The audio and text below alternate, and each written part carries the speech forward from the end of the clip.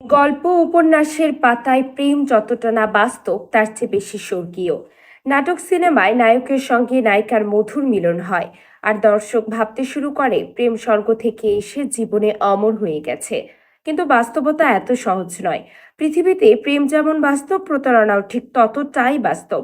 সম্পর্কে বিশ্বস্ততার অভাব আর মাঝ নদীতে ফুটো হয়ে যাওয়া নৌকার প্রায় একই দশা হয়।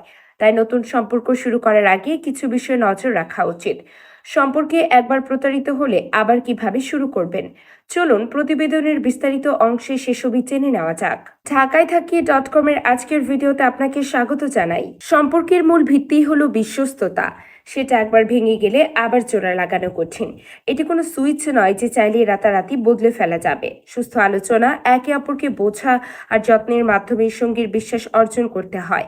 প্রতারিত হওয়ার পর নিজের দৃঢ়তা দিয়ে উদ্বেগ কাটিয়ে আবার নতুনভাবে সম্পর্কে ফেরা যায়। তাই নতুন করে সম্পর্ক শুরু করতে যে 6টি বিষয় জানা প্রয়োজন, সেগুলো হলো: 1. আগের সম্পর্কের ট্রমা।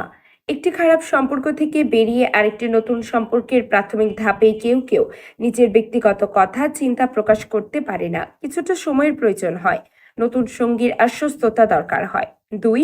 মাত্রাতিরিক্ত সন্দেহ। হয়তো আপনি সঙ্গীকে মেসেজ বা কল করলেন, কোনো কারণে পেলেন না। 1 মিনিটে মেসেজ বা কলের জবাব না পেয়ে আপনার মনের সন্দেহ দানা বেঁধে গেল। এসব ক্ষেত্রে সবচেয়ে বাজে চিন্তা আর উদ্বেগে অস্থির হয়ে উঠবেন না। শান্ত হন, অপেক্ষা করুন। তিনি হয়তো কোনো ব্যস্ততার কারণে ফোন ধরতে পারেননি।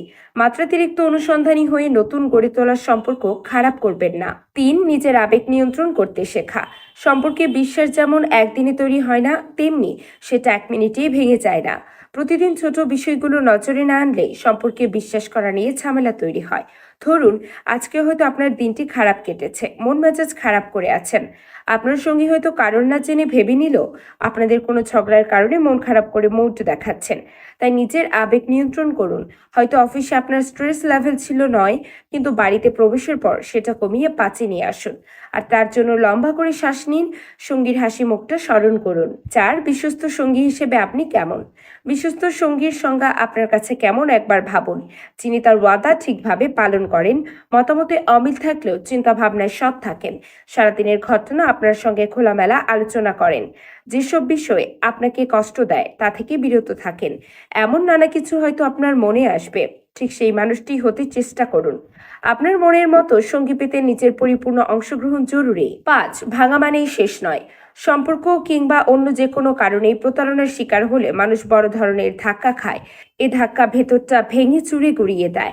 তবে চিরসত্য এ কথা ভুলে গেলে চলবে না, ভাঙা মানেই শেষ নয়।